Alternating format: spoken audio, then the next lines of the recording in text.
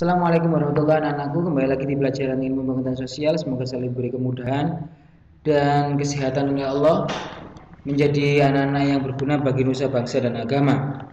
Kita akan melanjutkan di IPS kelas 9 semester 2. Mengapa suatu negara melakukan kegiatan perdagangan internasional? Ini adalah sebuah pertanyaan. Yang mendorong terjadinya perdagangan internasional adalah kelebihan dan kekurangan produk atau barang dan jasa di dalam negeri.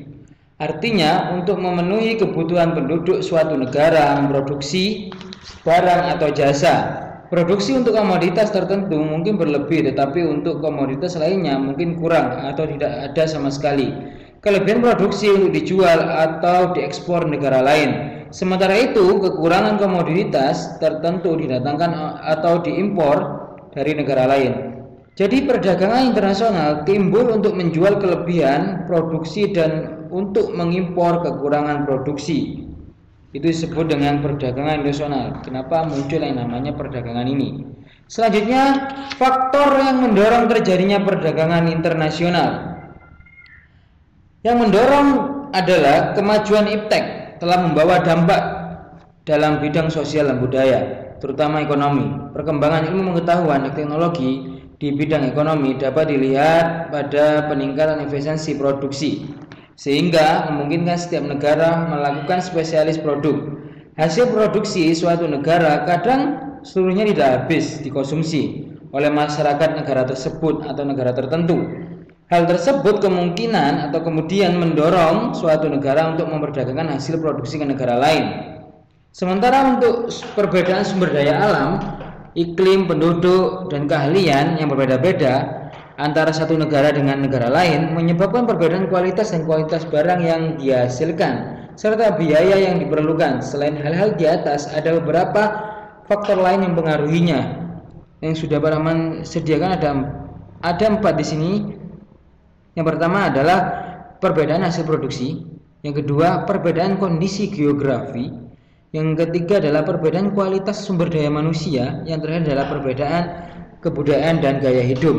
Kalau hasil produksi adalah tiap-tiap negara punya kekayaan alam, modal, teknologi, dan kebudayaan yang berbeda. Oleh karena itu tiap-tiap negara mempunyai hasil produksi yang berbeda-beda.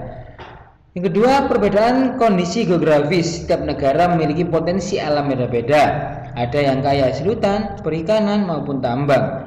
Yang ketiga adalah kualitas masyarakat akan menentukan produksi yang dihasilkan. Bagi masyarakat suatu negara yang tingkat pendidikannya tinggi, tentu kualitas sumber daya manusianya juga tinggi sehingga mampu menghasilkan produksi yang berteknologi dan berkualitas.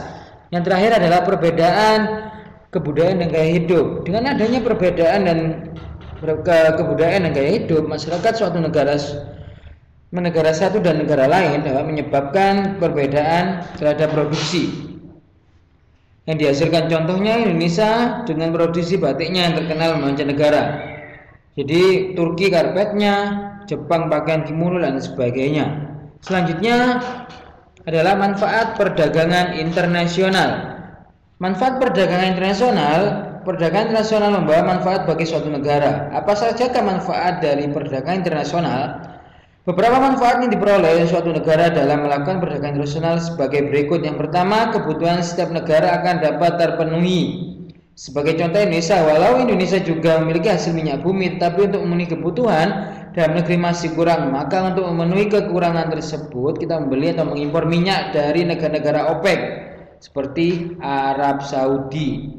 Yang kedua adalah dapat mendorong kemajuan iptek. Dengan perdagangan internasional dapat mendorong kemajuan iptek dan membuka kemungkinan terjadinya alih teknologi dari negara maju ke negara berkembang. Yang ketiga adalah setiap negara dapat mengadakan spesialisasi produksi.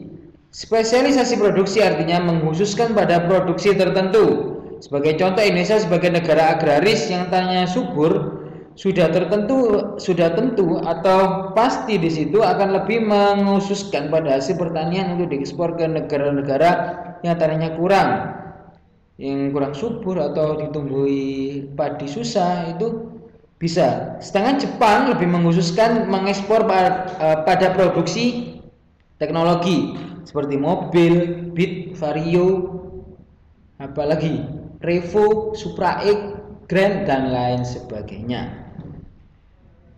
Selanjutnya adalah dapat mendorong yang namanya kegiatan ekonomi suatu negara. Dengan perdagangan internasional, kita dapat mengekspor hasil produksi dalam negeri sehingga industri dan dunia usaha di dalam negeri dapat berkembang dengan baik. Yang pasti akhirnya dapat mendorong kegiatan ekonomi negara. Demikian juga apabila kita mengekspor barang-barang modal seperti mesin-mesin industri akan mendorong perkembangan dunia perindustrian di dalam negeri. Yang terakhir adalah dapat meningkatkan hubungan persahabatan antar bangsa dan negara. Perdagangan internasional dapat mendorong timbulnya persahabatan antar negara dan bentuk kerjasama antara negara di berbagai bidang, misalnya sosial, budaya, politik, pertahanan, keamanan, dan lain-lain. Selanjutnya adalah hambatan. Ketika ada manfaat pasti ada hambatan perdagangan internasional. Yang pertama hambatan di sini adalah tarif atau biasa kita sebut dengan biaya cukai atau biaya masuk, adalah pembebanan atas suatu barang yang melewati batas negara. Jadi antara satu negara A ke negara B ngirim barang itu ada yang namanya tarif atau pajaknya. Misal Indonesia mampu memproduksi beras dengan harga 10.000, sampai Thailand mengekspor beras harganya menjadi 9.000. Dengan melihat harganya tentu Indonesia kalah bersaing dengan Thailand. Oleh karena itu Indonesia menerapkan kebijakan tarif atau beras Thailand. Selanjutnya adalah kuota.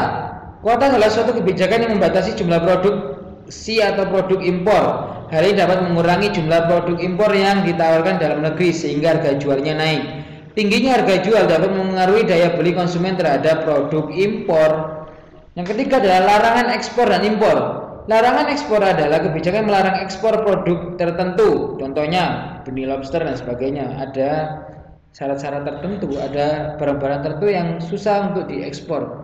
Harus ada perizinan dan ketentuan dan kelayakan.